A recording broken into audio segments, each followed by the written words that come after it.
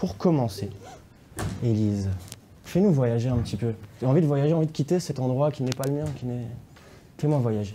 Aujourd'hui, je vais vous faire voyager à New York et je vous propose de passer une journée type. Surtout, commençons avec des pancakes, du bacon, bref, un bon breakfast. Vous avez l'enseigne par exemple Good Enough to Eat, Shake Shack, Dunkin' Donuts.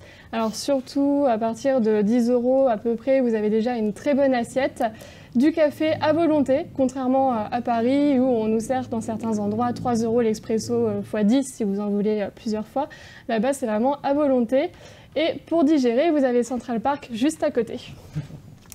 Super. Une petite touche de culture, si ça vous intéresse bien sûr. Vous avez plus d'une centaine de musées à New York, dont par exemple le Met, qui revêt vraiment beaucoup de collections, le Frick Museum, le Guggenheim et pour les filles peut-être un petit peu plus, vous avez une exposition Victoria's Secret au dernier étage du Victoria's Secret sur le magasin qui est situé à la 5e avenue dans Manhattan.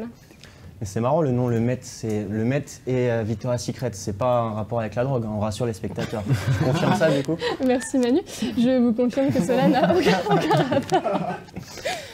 Ensuite, si vous désirez avoir de sublimes panoramas, de manière cheap en tout cas, vous avez le téléphérique qui est situé dans l'Upper East Side, donc toujours dans Manhattan, pour le prix d'un ticket de métro, donc c'est là juste en haut. Et combien coûte le ticket de métro à Manhattan? Dans les 2 $ facilement. Facilement. Après moi j'ai pris une carte où j'ai rechargé pour toute la semaine, donc je me suis pas embêtée au trajet. Est-ce que tu es vraiment allée à New York? Est-ce que tu ne fous pas de notre gueule là? Non, les photos d'ailleurs sont les miennes. C'est tes photos, donc c'est copyright. C'est low cost mais c'est copyright, d'accord? Donc vous avez le téléphérique qui vous offre une superbe vue sur Manhattan en traversant la rivière l'East River.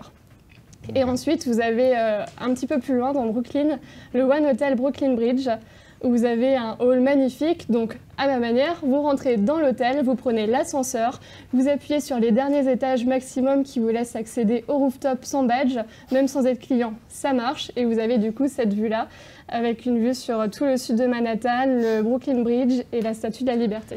Pour terminer sagement votre folle journée à New York, vous pouvez vous balader dans Times Square, dans la 5e avenue également, et au rooftop du Rockefeller Center, au 65e étage, cheap, pareil, tout le monde peut y accéder, mais vous avez une vue magnifique, surtout Manhattan.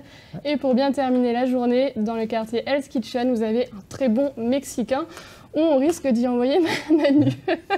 On va se débarrasser du meneur low cost. Oui, si tu veux. Merci à tous. De toute façon, on ne te reverra pas la semaine prochaine. On va changer un peu cette...